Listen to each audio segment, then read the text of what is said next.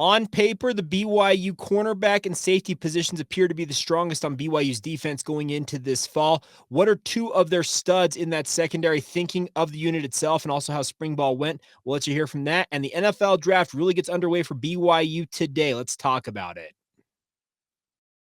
You are Locked On Cougars, your daily podcast on the BYU Cougars, part of the Locked On Podcast Network, your team every day.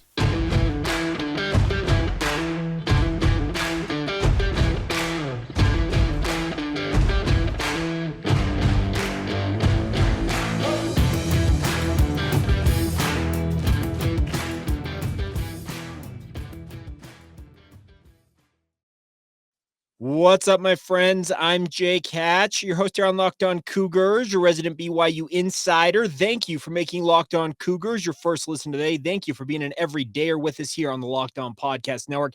The motto around these parts is your team every day, and as such, this is your only daily podcast focused on the BYU Cougars. All right, let's dive right in on today's show. We've been spending the last week or so looking at each position group for BYU coming out of spring ball, my evaluation of what I thought of them going into the spring versus coming out, stock up, stock down, or neutral on how things go. So we'll talk about that. And then coming up here in just a little bit, you're going to hear from both Jakob Robinson as well as Malik Moore. I promised you guys that listened to yesterday's podcast, we'd have it for you. We'll get to that here momentarily. But let me first off just start off by saying I really think BYU secondary could be quite good this year for BYU. I know they had to turn over a lot in the cornerback position, but they went out and had the transfer portal lottery, it feels like, and a guy like Eddie Heckard coming in who understands Jay Hill's defense as well as anybody. We had him on this podcast one-on-one, and you heard him talk about the fact that he's been very, very helpful to a number of players. And he wasn't tooting his own horn. He wasn't sounding like brash or cocky about it. He just knows what Jay Hill's running. He understands the overall philosophy, the scheme, the concepts that this defense are going to be throwing out there. And he is able to go and show guys like Jakob Robinson, who you'll hear from here in just a minute, how he can best do his job. So I think that Eddie Heckard is going to lead BYU's corners. I think Jakob Robinson opposite him is going to be a fantastic running mate. Robinson is still quite skinny, but he is very effective in his role. That's the thing about this. I love a guy like that. He's not the biggest dude out there, but he's absolutely fearless. BYU does not win, or at least they have a harder time winning that New Mexico Bowl game if he doesn't get that form tackle on the SMU quarterback, Tanner Mordecai, in the final stanza of that game. It was a fantastic individual play by one of the smallest guys on the football field, but that's what I love about a guy like Jakob Robinson. So I think BYU at the top of their cornerback unit are going to be very, very good with Heckard and Jakob Robinson. I figure to be your 1-2 combo. Now, we also saw during spring ball, we also saw BYU put as many as 3 cornerbacks out there in nickel packages, bringing Maury Bamba onto the field. And Maury Bamba is this enigma, I feel like, for BYU fans. You've heard many things about him. He comes from Tyler Junior College down there in Texas, a guy who's got all the physical tools, 6'3", 200 plus pounds, can run like a deer. He's got everything you want to be a prototypical cornerback. Can he put it all together in this defense for BYU? And if he can, you've got 3 starting caliber corners right there waiting for you in BYU's defensive secondary at cornerback. I think that'd be very, very good to have at least 3 capable guys, but that doesn't mean that BYU's top heavy only has those 3. I think they've also got some options in also Jaden Dunlap, who comes in from Cerritos Junior College, a JUCO transfer himself. Had a very quiet spring, all things considered, but in some ways that's a good thing because he is a guy who's just kind of learning the scheme, getting up to speed, but he's a very high-level player at the junior college level, and if he realizes his potential, he makes BYU that much better. And then you also can't forget out some other names on BYU's roster at cornerback. You can go down the list and look at him, okay, Caleb Christensen, what can he offer? We'll see. Marcus McKenzie is one that I'm super excited for. Obviously, this one of the twin sons of former BYU running back Brian McKenzie. Marcus has got a great size, 6 foot, 172 pounds, just a freshman coming off of a mission, and he's got all the speed in the world. This is one of the guys, him and his brother were these track stars, legit track stars in the state of Utah. And I expect that Marcus McKenzie, even though he had a slow spring, I was slowed up a little bit due to some injury concerns, but if he gets back on the football field and shows what he's capable of doing during fall camp, there's no reason to think that he can't make a leap up the depth chart. He was actually, I thought, probably the number 4 guy until he got dinged in spring ball. So that's a positive for a guy like that. But you also can go down the list and look at other options out there.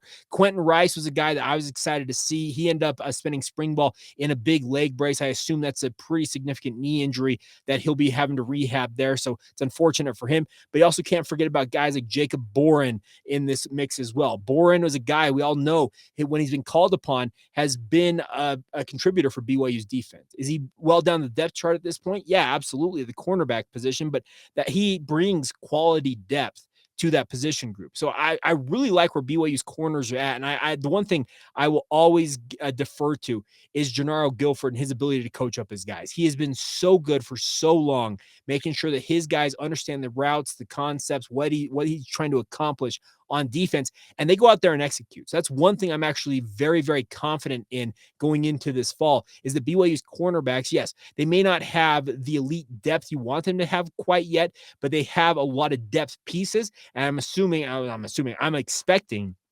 that Gennaro Guilford will get them coached up. Now, flipping over to the safeties here for a minute, we're going to combine these two. The safety position, I think, has got the elite depth you want it to have. Micah Harper and Malik Moore, I think, are a fantastic 1-2 combo as your starters. Now, some of you reached out. We also talked about it at the end of spring ball. Micah Harper was in a knee brace at the end of spring ball, and it was a pretty big knee brace.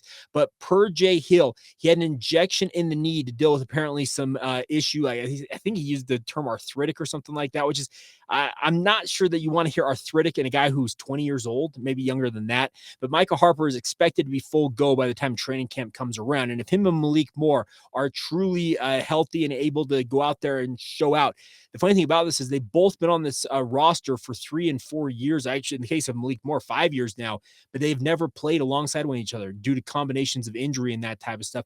But if they're on the field together, I think BYU's top 2 at safety are those 2 players. And that's a fantastic 1-2 combo for me because I think they would be a phenomenal kind of pair back there because they're great communicators. They got good speed. They're ball hawks. They understand everything that's going on, and they're able to call out to their teammates and make sure their teammates are in the best position possible. Behind them, you've got a number of other options out there. I like guys like Ethan Slade, who is just a kind of a no-nonsense dude. He's a walk-on from Orem High School, but Slade continues to make plays when he's out there on the football field, especially in practice. What can he show? Is Talon Alfrey capable of making another leap this year? A guy that I was excited to see before he ruptured that Achilles his first season back with BYU. I think he's probably getting back to the point where Alfrey is feeling a little bit more like himself. But the big wild card in all of this is a guy by the name of Chika Ebunoha. Now, some of you may know his name. He's a freshman from Tucson, Arizona. He redshirted this past year, originally came in as a corner playing for Gennaro Guilford, but is now shifted to safety. The one thing I know about Chika Ebunoha and talking with people around the BYU football program is that he is a physical freak. What I mean by that is he is 6 foot, 180 pounds, but they say he runs faster, jumps higher, lifts heavier.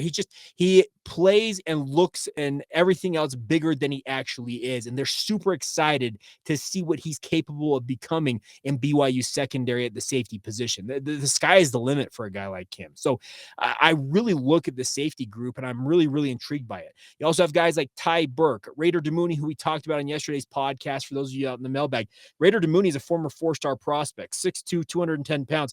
What Raider Demooney looks like is what people describe Chika Ebunoha being capable of playing like, if that makes sense.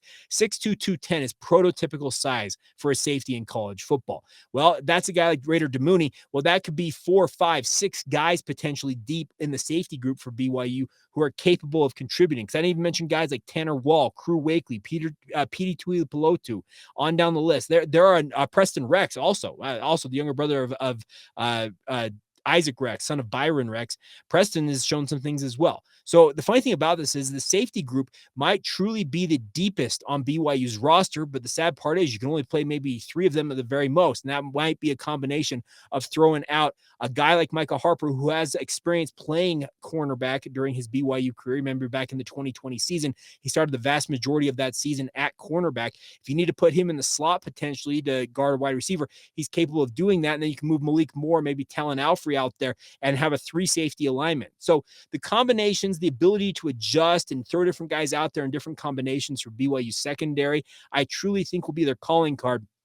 And I expected both of these position groups to be fairly good going into spring ball, but coming out of spring, I'm actually pretty impressed. I really think that they have shown everything you want. The nice part is Jay Hill has been coaching these guys up in the safety group. They understand exactly what they're going after.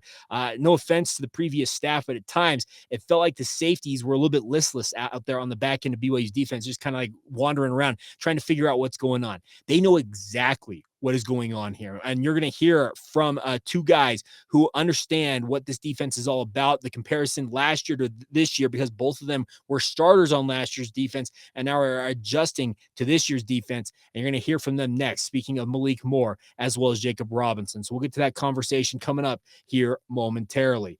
First, a word on our friends over at Built Bar. If you want the best tasting protein bars in the world, my friend, you want the best snack in the world that's not going to break the bank, so to say, when it comes to all the calories, the sugar, all that type of stuff, you got to try a Built Bar. They're absolutely incredible. They use the tagline, you got to try this, and I cannot encourage you guys enough to give them a shot. I had a phenomenal grasshopper cookie one yesterday, and I absolutely love my Built Bars. You guys who've been listening to this podcast every day hear me talk about them. I'm dead serious about this.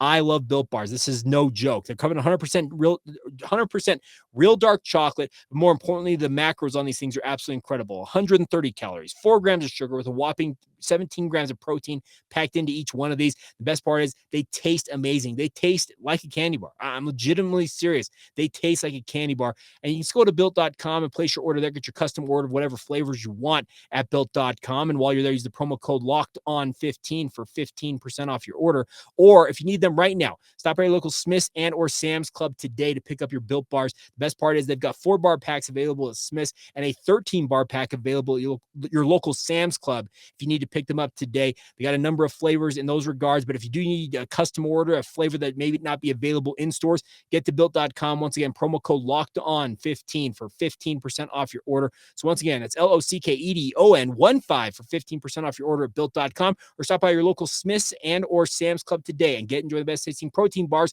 with our friends at Built Bar. Thank you once again for making Locked On Cougars your first listen every day, my friends. Everydayers, Monday, we are going to talk BYU tight ends. It should wrap up our look back at all of BYU's position groups, my stock up versus stock down evaluation.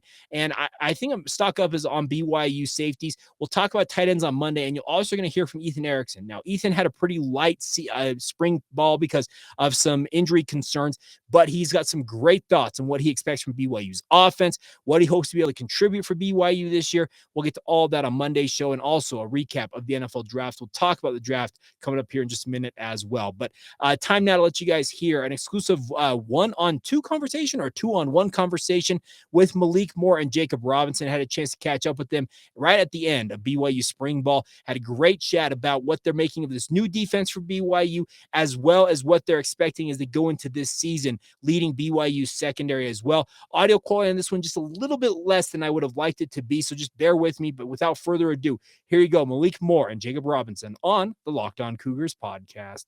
Guys, spring ball is in the books. I'm starting off with you, Malik. How do you think spring ball went for you personally? It's a lot of learning, a lot of new, a lot of install in, So everybody was on their P's and Q's trying to get the new defense down, trying to get everything, going and situated. And I think it all went good. We ended off spring ball strong, in my opinion. I think it was good competition today, and it was long, that's for sure. But Spread it over 5 or 6 weeks. Yeah, but we needed it. Like with a time like this, where we're going into a new conference and new teams, we need the strain, and we need to do all the little things right. So now, J-Rob, you're in the secondary with Malik. What's your assessment how spring ball went? I think it went good. A lot of new changes. Fun. I like the defense a lot. It's been fun. I wanted to ask you about that. How different is this defense than what you guys played in previous? Because I know you both have extensive experience in the previous defense. I just say it's more aggressive. Okay. And we can take a lot more chances and make more plays. There's an unnamed player, and I was at Pro Day. I think it was Pro Day. We were talking about. They saw a corner blitz, and they turned and said, "Where was that in the playbook last year?" Is that what you're kind of talking about? Like some of that aggressiveness, that ability to do stuff like that? Yeah, we ran a little bit more towards the end of the season. We ran corner blitzes, but don't expect a lot of it. All right. Hey, that's fine. But Malik, you as a guy, I talked with you previously in spring ball, and you said that, hey, your plan last year was to finish up and move on. Obviously, the hand injury forced you to come back. How do you think that you've improved in this spring ball versus maybe some of your previous ones? I think this spring ball was a big emphasis on IQ. I think it wasn't more so like learn to play, get out there and just do it. It was learn your assignment, learn what Jacob's doing, so that you learn what he's doing, this is doing. It's not just. It was more of an IQ thing. Sure. It was more like another. It really was another class, in my opinion. That's how I kind of took it. But yeah. I know you talked to me. I remember asking you about this, and you said that you had to essentially when you went up to a whiteboard, you had to drop all 11 guys. You had to be able to identify what this D lineman's doing. How important is that for you? Do you feel like? Oh, it's important because it's like if the D line is blitzing A gap and B gap, then we know that the C gap's going to be left open. So that's going to give us time to react properly with a good angle, to where the ball's going. And I think that's the most important thing is how fast can we get all 11 guys rallying to the ball, and that's the way to do it. Know what everybody's doing, know where the weakness in the defense is, and learn where the strengths in the defense are. So, yeah. Jacob, how important was it to have like Eddie Heckard who knows this defense for you? Yeah, it's nice. Sometimes because if he doesn't know, nobody knows. In his meetings, yeah, and he can ask Eddie, and Eddie can explain to everyone. So it's nice. Okay. What do you think his chief strength is as a corner? Like, what have you seen from him that you like most? He's super strong. He's faster than he looks. He's a lot faster than he looks. So, yeah, I think he can run him with about anyone. And if he gets his hands on you, it's rad. Malik, you agree? Yeah, for sure. No, Eddie's dope, bro. I love Eddie. How because guys like that, he was well established up there at Weber State. We're talking an All-American, team captain type guy. Did he come in and just essentially fit in seamlessly, in your opinion? I'll ask you that, Malik. No, yeah. I mean, because Eddie, you might think that Eddie, doesn't want to talk to you, or but he's just a calm, cool, collected dude. Okay. Like he just handles his business. He doesn't really say a lot, but if you get to know him, he's really goofy. It's funny. He could be the life of the event that we're. You know what I mean? So yeah. Eddie just brings an aspect to BYU that we may not have had in the past. Kind of unique. Yeah, like he would walk past you without talking, but then it's like when you see him again, he gonna say something stupid. So it's cool. You kind of gotta he's hard to read, but once you know him, it's good. It's just there's a learning curve to Eddie. It's like if you know, you know. Okay, fair enough. All right, I can respect that. I want to ask you about Jay Hill. I know that Jay's your position coach, Malik, but what has Jay been like as a coach? I'm sorry. You're fine. Yeah, Jay's been good, man. Jay Hill, I love you, man. I love you. Hey, that's okay. They had an incident. It's okay. Yeah, I love you, dog. I love you. Yeah, I got him a little mad today, but I love you, Jay Hill. That's all I got to say. Jay Hill know I love him. He love me. We want a big happy family. Okay, that's what Barney say. Smart man. Very diplomatic answer. I will give you that. Hey, you got to keep it political, right? Absolutely. J-Rob, you're working with the lone defensive coach who was a holdover from the last staff, and Coach Gennaro. Has anything changed with him? I know he's kind of his own guy too, but I think a little bit has changed. He's a lot more. He's on everyone's head. I feel like, okay. Especially the younger guys. I feel like last year he wasn't as strict with everyone, but if we're dropping picks, you got to do push-ups. Okay. He wasn't like that last year, so yeah. He's demanding accountability then. Yeah. He's demanding a lot. Period. It's just in my conversation, it feels like that's a new thing across the entire defensive staff. What I don't want to get misconstrued is this though. A lot of people say a lot of things are different, this and that. Like I don't want people to think that the old coaches weren't doing the same things. Sure. You know what I'm saying? Mm-hmm. It's just a lot of things that just weren't emphasized are being emphasized now. You know, and who knows? Because if these old coaches were here, they would be doing probably the same thing that our new coaches are doing because of the situation, So I don't want people to think that there's just a couple little tweaks. Yeah, that's all it is. Change it a little bit. Yeah, some emphasis that's different. Yeah, so Preston Hadley, Coach Lamb, they all emphasize the same things. It's just now it's at a bigger level and people want to know what's being emphasized because of because of the Big 12. So just don't get misconstrued about the other coaches. They're good guys and good coaches. They're going to do well at North Carolina or Colorado. In Colorado, yeah. I got two more questions for you guys. So one of them relates to the previous staff versus what's coming in this year. We've seen those tackling donuts, the circle that you guys are tackling. How often have you guys tackled in the spring ball? It seems like a lot based on what I've seen. It's a lot. More than what we have done, Last 3 years. Yeah. Okay. Insane. There was a lot of tackling, a lot. And then now with regards to what you guys do moving forward here, you mentioned the Big 12. How excited are you guys to be in the Big 12? I mean, for me, it don't matter. It's my first and last year. So Okay. I'm just going to go out there and ball out. It's a new opportunity to play against a lot of P5 schools, which will give us, better looks in the NFL. So, but it's just another game, Got Sam Houston first. Yeah. I'm going to treat them like they Kansas and Texas. Okay. J-Rob, your thoughts? Yeah, I'd say same thing. I think it's just going to be a bigger competition, so Okay. it's going to force us to play harder.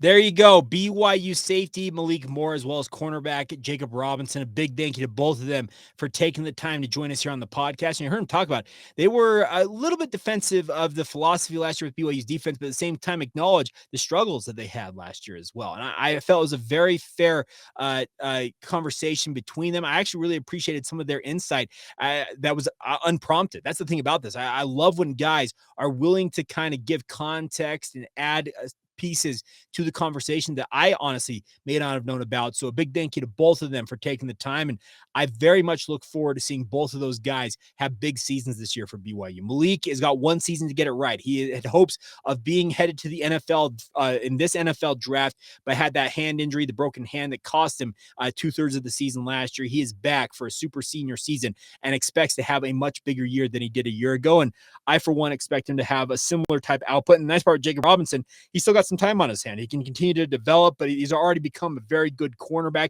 and he's only going to get better, it feels like, as time progresses in this BYU defense. Once again, a big ups to both of them for hopping on the show. All right, coming up here in just a minute, look at the weekend ahead. The NFL draft continues tonight. I think it's when it really starts for BYU. That's why I delayed talking about it until today's show. We'll get to that and also look at what else is going on in BYU sports. We'll get to all of that as we continue on right here on the Locked On Cougars podcast.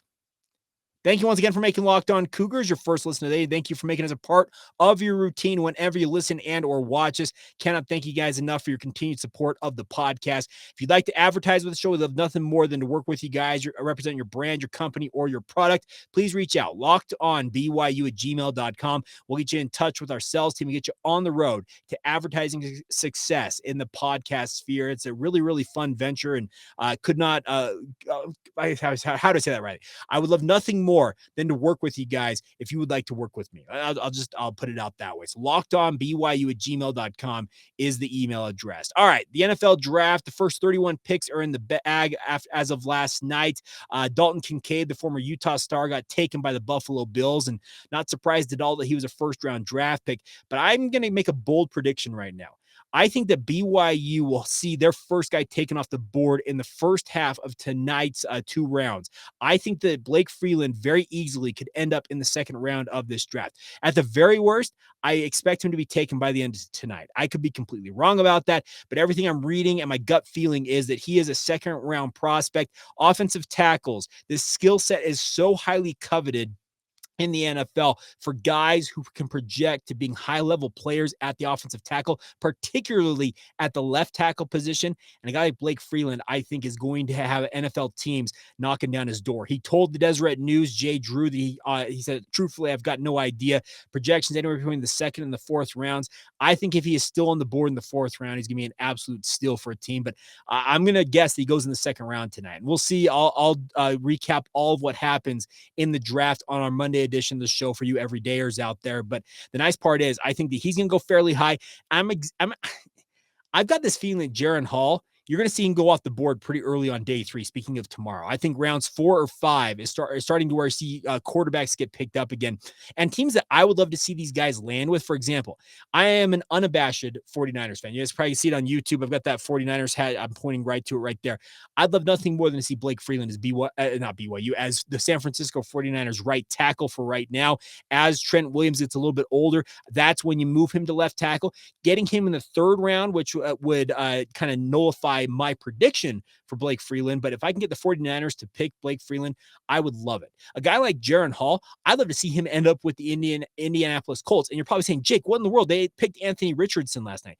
Anthony Richardson is the biggest boom or bust pick in this NFL draft at quarterback in my mind. He could absolutely become the next Josh Allen, the next big thing at quarterback, but he's just as easy, it feels just as capable of being a bust for the Indianapolis Colts. And they have been linked to a guy like Jaren Hall in this draft. Could he be the Kirk Cousins to Anthony Richardson's Robert Griffin III? For those of you who are Washington Redskins, now Washington Commanders fans. If you recall, RG3 was the 1st round pick of the Commanders. Then they took Kirk Cousins later on in the draft. RG3 gets hurt. Kirk Cousins takes off, and Kirk has made so much money playing for both the Commanders and obviously the Minnesota Vikings now. And Jaren Hall is going to have to find a good spot for himself. And it feels like a guy like Shane Steichen, who's doing really, really good work with the Philadelphia Eagles and Jalen Hurts, could do a lot worse than having a guy like Jaren Hall on his roster. Now, there are plenty of other teams out there that could use a guy like Jaren Hall. A team that I love to hate, the Seattle Seahawks,